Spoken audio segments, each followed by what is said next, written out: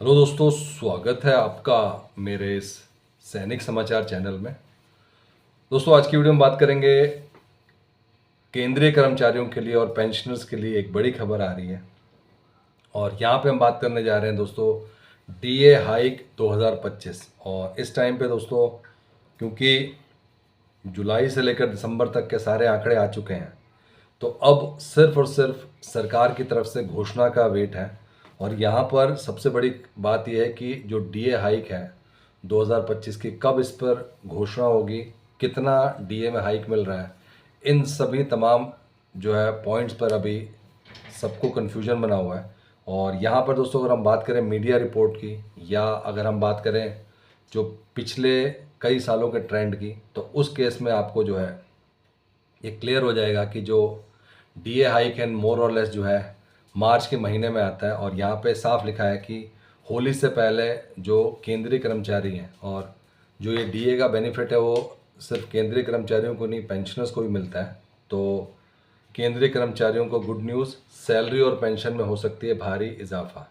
अब दोस्तों, भारी इजाफा तो नहीं हो सकता, इतना बड़ा कोई इजाफा नहीं हो रहा है, लेकिन ये हम बात कर रहे हैं कि जो अभी तमाम न्यूज़ में चैनल में चल रहा है।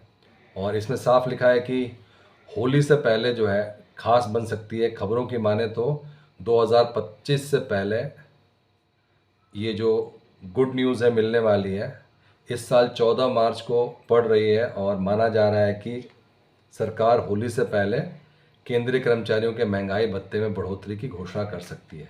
और साथ ही साथ अगर बात करें हम पेंशनर्स के जो महंगाई राहत मिलती है उसको, 7वें वेतन आयोग के तहत जो है साल में 2 बार बढ़ाया जाता है। ये आपको पता है, एक बार जनवरी से, एक बार जुलाई से। तो सेम जो है अभी उसी पे चल रहा है। और कर्मचारी संगठनों की माने तो 2025 में जो होली के आसपास केंद्रीय कर्मचारियों के पेंशनर्स की महंगाई भत्ते में 3 से 4% की घोषणा हो सकती है।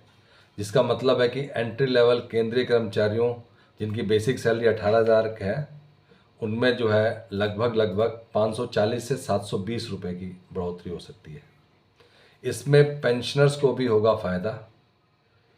और इसमें जो है 3 से 4% तो दोस्तों मीडिया रिपोर्ट में कहा जा रहा है, लेकिन जिस तरह के आंकड़े आए हुए हैं उसमें जो सिर्फ और सिर्फ कोशिश की जा रही है वो ये कोशिश की जा रही है कि जो केंद्रीय कर्मचारियों को 3% तक का मिल सके। 4% का तो कहीं पे नहीं आ रहा, लेकिन अभी जो बहुत सारे मीडिया रिपोर्ट में ये चीज़ वायरल हो रही है वो यही कहा जा रहा है कि सरकार कहीं ना कहीं 3 से 4% की। लेकिन नॉर्मली ऐसा होता नहीं है, क्योंकि ये जो आपका डीए डी आर है वो आपका बेसिस है एआईसी पिन के आंकड़ों के बेस पे। और जो आपके एआईसी पिन के आंकड़े हैं वो साफ बता रहे हैं कि इस बार 55.99 तक जो है जाके नंबर अटक गया है। तो हम 3% की इसलिए बात कर रहे हैं क्योंकि 3% इसलिए कि अगर सरकार चाहे तो वो एक 0.1 का एक्स्ट्रा देके जो 2% जो है सैलरी में या पेंशन में बढ़ोतरी हो रही है, अगर सरकार चाहे तो उसको एक बढ़ा दे, जिससे कि जो है कम से कम सबको इस बार 3% पेंशन में बढ़ोतरी हो जाए। दोस्तों, बहुत इंपॉर्टेंट अपडेट है सभी केंद्रीय कर्मचारियों के लिए। और कहीं ना कहीं इसलिए भी कह रही हूँ क्योंकि हर साल होली के आसपास, या अगर आप देखें तो दिवाली के आसपास जो है, जो जुलाई महीने का जो सैलरी में बढ़ोतरी थी या डीए में बढ़ोतरी थी वो किया गया था। अब होली के आसपास जो है त्योहारों के टाइम पे दोस्तों ये खुशखबरी दी जाती है, जिससे कि, और साथ ही साथ दोस्तों जब ये घोषणा की जाती है उसके बाद से आपको जनवरी, फरवरी और मार्च, इन 3 महीने का एरियर का भी भुगतान होगा। दोस्तों, कहीं ना कहीं ये मैसेज जो सर्कुलेट हो रहा है कि 4% तक, 4% किसी भी हालत में नहीं हो सकता। 3% की भी संभावना है, जो फिक्स है वो 2% है। तो इसलिए हम बात करें दोस्तों कि अभी मीडिया रिपोर्ट में जब तक सरकार की तरफ से ब्लैक एंड वाइट में जो है इसके ऊपर घोषणा नहीं हो जाती, तब तक जो है एक दौर चल रहा है जहाँ पे कहा जा रहा है कि 3% मिल सकता है। 4% की दोस्तों कोई उम्मीद नहीं है उसमें।